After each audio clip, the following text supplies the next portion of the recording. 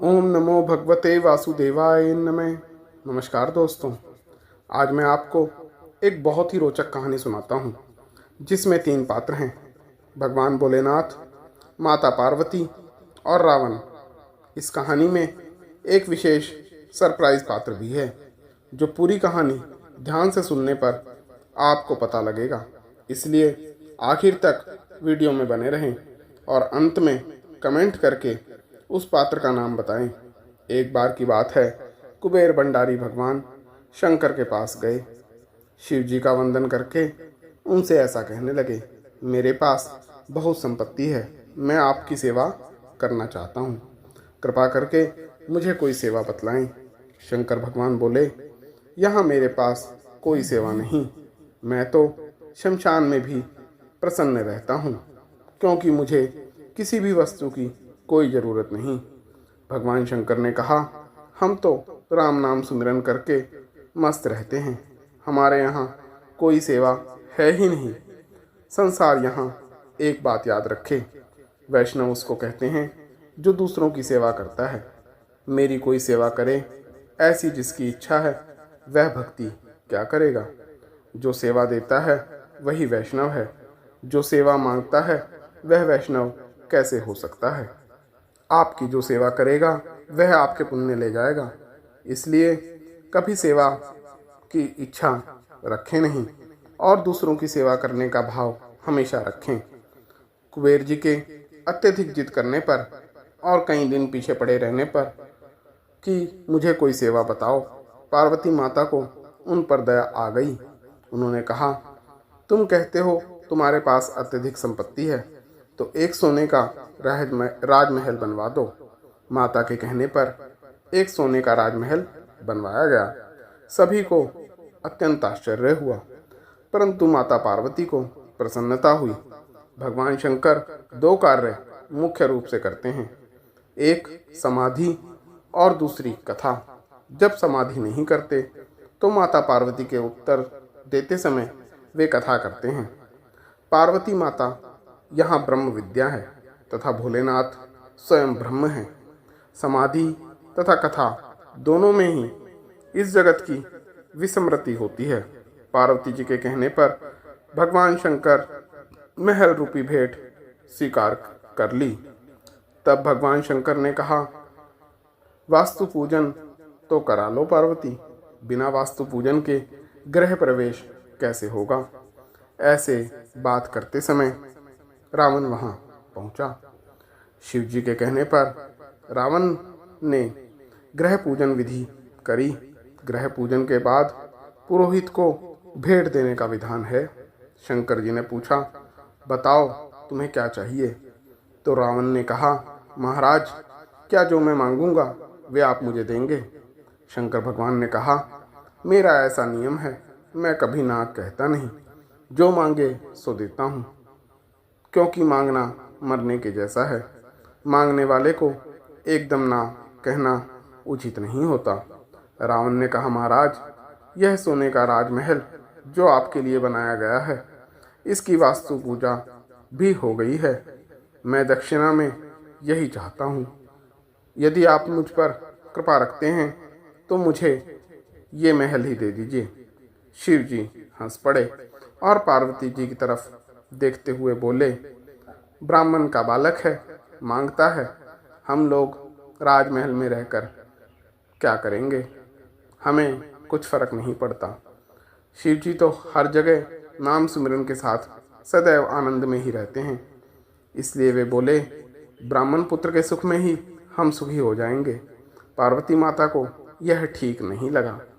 मेरे पतिदेव अति सरल हैं, भोले हैं, रावण को सोने की लंका दी है।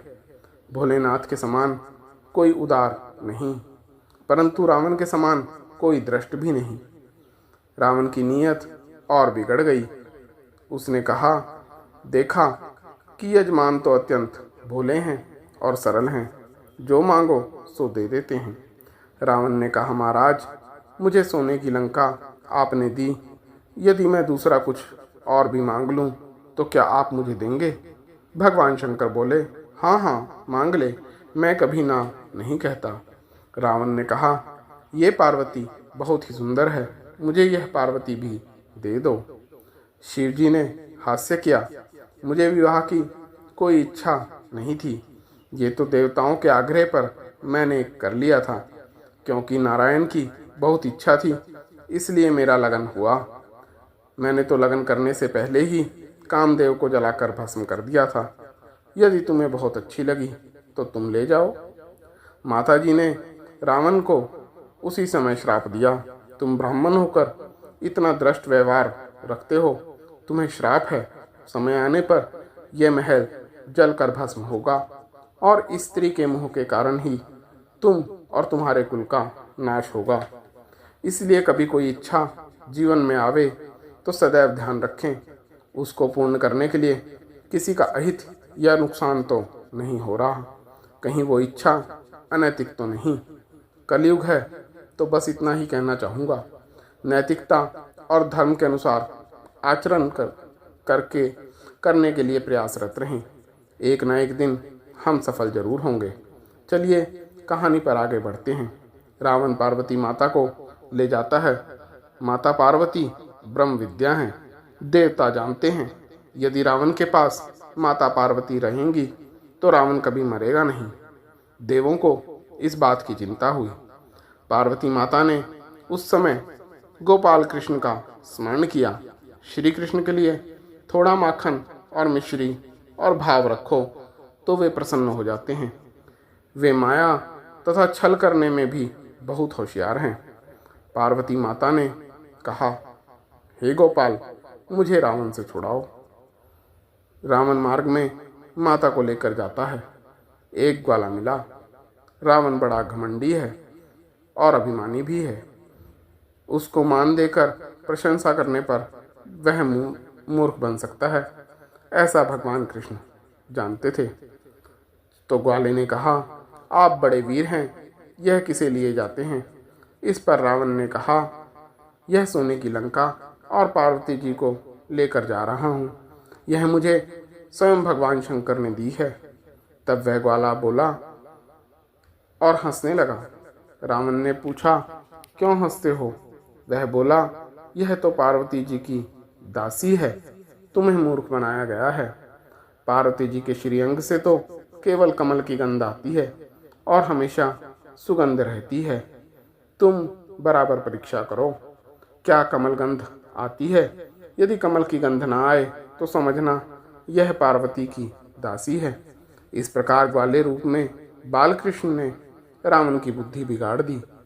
पार्वती माता जी की जाने की इच्छा नहीं थी, तो माता पार्वती ने श्रीअंग से दुर्गंध उत्पन्न की ताकि रावण भ्रमित हो जाए, और रावण को दुर्गंध आई तो वह भ्रमित हो भी गया। ग्वाल रूप बालकृष्ण बोले, छोड़ दो इसे, ये तो सिर्फ दासी है, असली पार्वती तो सुना है पाताल में छिपा रखी है। इस प्रकार रावण मूर्ख बन गया और माता जी को छोड़कर चला गया। इस प्रकार यह कथा संपन्न हुई। क्या आप जानते हैं, दक्षिण भारत की यात्रा जिन वैष्णवों ने की है वे जानते हैं कि दक्षिण भारत में गोकर्ण महाबलेश्वर एक स्थान है। पूरे भारत में भगवान शंकर वहाँ आत्मस्वरूप हैं। दूसरे अन्य जो शिवलिंग हैं वे ज्योति स्वरूप हैं, यानी ज्योतिर्लिंग है। एक वह शिवलिंग ही है जो आत्मलिंग है। गोकर्ण महाबलेश्वर से थोड़ी दूर पर ही द्रव्यानी जगदम्बा पार्वती माता का मंदिर है।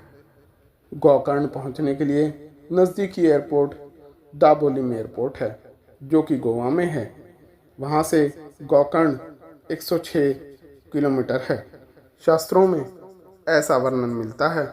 इसी स्थान पर श्री कृष्ण ने रावण को धोखा दिया और उसका बुद्धि विभेद किया। रावण माता जी को छोड़कर उस स्थान से चला गया।